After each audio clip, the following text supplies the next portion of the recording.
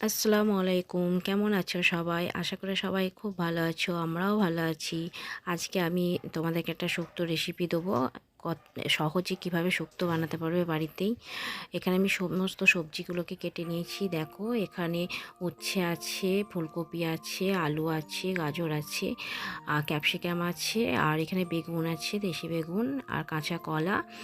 আর এখানে দেখো বড়ি নিয়ে নিয়েছি।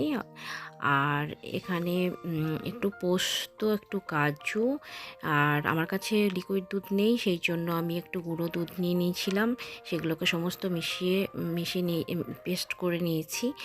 আর এখানে দেখো তেল নিয়ে নিয়েছি চার চা চামচের মতো। তারপরে প্রথমে বড়িটা ভেজে নেবো। বড়িটা ভেজে তুলে নেবো। তুলে নেওয়ার পরে বেগুনটা ভেজে নিচ্ছি। যেহেতু বেগুনটা খুব তাড়াতাড়ি হয়ে যায়, সিদ্ধ হয়ে যায়, যার জন্য এখানে উচ্ছেটা ভেজে নিচ্ছি। উচ্ছেটা একটু কড়া করে ভেজে নিও তোমরা, তাহলে তেতো ভাবটা একটু কম লাগবে। আর এখানে দেখো একটু ফোড়ন দিয়ে দিচ্ছি, 5 ফোড়ন, শুকনো লঙ্কা, তেজপাতা, তার মধ্যে সমস্ত সবজি, বাকি সবজিগুলো দিয়ে দিয়েছি আমি। এটা একটু ভালো করে ভাজা ভাজা করে নেবো। এখনই কিন্তু পানি দেবো না, একটু ভালো করে ঢাকা দিয়ে হাই ফ্লেমে ভেজে ভেজে নেবো। তারপরে দেখে একটু আদা পেস্ট দিয়ে দিয়েছি 1 চামচের মতো। আর তারপরে ভেজে রাখা ওই উচ্ছে আর বেগুনটা দিয়ে দিয়েছি। আর আমার কাছে ভাজা জিরে গুঁড়ানো ছিল, সেটাই দিয়ে দিয়েছি 1 চামচ। আর আমি বললাম লিকুইড দুধ আমার কাছে নেই, সেই জন্য আমি একটু গরম পানি দিয়ে দিয়েছি।